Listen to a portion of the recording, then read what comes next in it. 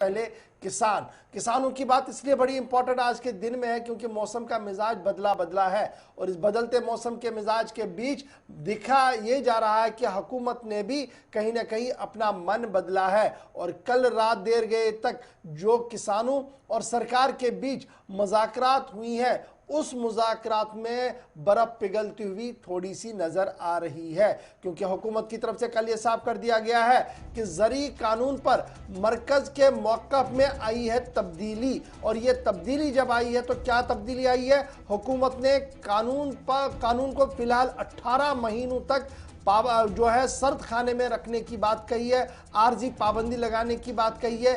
ताहम किसानों की पंचायत यानी किसानों की महा मीटिंग आज होनी है जिसमें हतमी फैसला लिया जाएगा कि हुकूमत जो कुछ कह रही है कि 18 महीने तक इसको सर्द खाने में रखा जाएगा, इस कानून का निफाज नहीं होगा और फिर उस 18 महीनों के दौरान जॉइंट कमेटी बनेगी जो सरकार और किसान नेताओं के बीच की कमेटी होगी। 18 महीने के वक्त के दौरान कमेटी और सरकार बैठेगी, वो वक्तन फवक्तन उन सारे कानूनों पर बात करेगी, इन तीनों कानूनों के ऊपर बात करेगी और जो जो चीज़ें ज़रूरत होगी उस पर अमल किया जाएगा। तो सरकार थोड़ी सी नरम पड़ती हुई नजर यहां पर आ रही है। सरकार ने बुनियादी मौक़िफ़ में तब्दीली लाई है कि वो 18 महीनों के लिए कानून पर आर्जी पाबंदी लगाने के लिए तैयार है, रोकने के लिए तैयार है। किसानों की तरफ से कहा गया कि आज बैठक होगी जिसके बाद हतमी फैसला लिया जाएगा और ये भी बात बड़ी इंपॉर्टेंट है कि ये पहला मौका होगा जब इस तरीके के सिग्नल जो है वो सरकार की तरफ से दिए गए हैं। इधर एक और बातचीत यानी जुम्मे के रोज फिर से किसान और सरकार बैठेगी। जो फैसला हुआ है कि ये जो तजवीज़ आई है, ये जो बात सरकार की तरफ से सामने रखी गई है, जुम्मे के रोज़ इस पर हतमी फैसला होगा और देखना होगा कि क्या किसान सरकार की इस पेशकश को कबूल करेंगे, मानेंगे और एहतजाज को ख़त्म करेंगे 18 महीनों के लिए, या कुछ और भी सामने आ सकता है। और बड़ी बात सरकार की तरफ से यह भी कहा गया है कि जो कमेटी बनेगी 1.5 बरस से ज्यादा का अरसा अगर इसको लगता है तो कानून को 1.5 बरस से जायद वक्फे के लिए मुअत्तल किया जाएगा। वहीं दूसरी तरफ किसान तंजीमों की तरफ से साफ कर दिया गया है कि हुकूमत ने सुप्रीम कोर्ट में एक हलफनामा दाखिल करने को कहा है जिसमें 1.5 बरस तक कवानीन पर पाबंदी या रोक लगाने की बात कही है,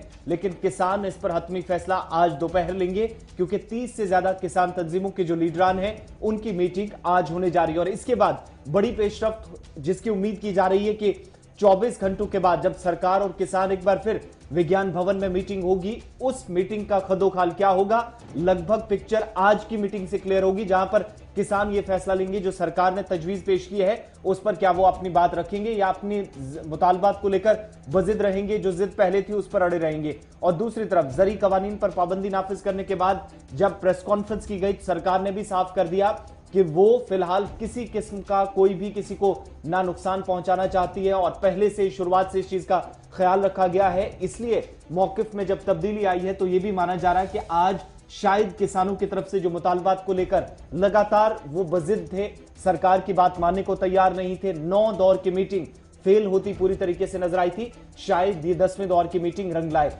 ये एक तरफ की बात जब किसानों और सरकार की बात हो रही है तो यहीं पर अब जब यौम जमहूरिया पर तैयारियां दिल्ली के अंदर रिंग रोड और इसके आसपास में जहां पर ट्रैक्टर किसान परेड रैली निकालने की तैयारी है, उस वहां से भी एक बार फिर दिल्ली पुलिस को और साथ ही साथ सरकार को एक बार फिर झटका उस वक्त लगा जब अदालत उज़्मा में दोबारा मामला पहुंचा।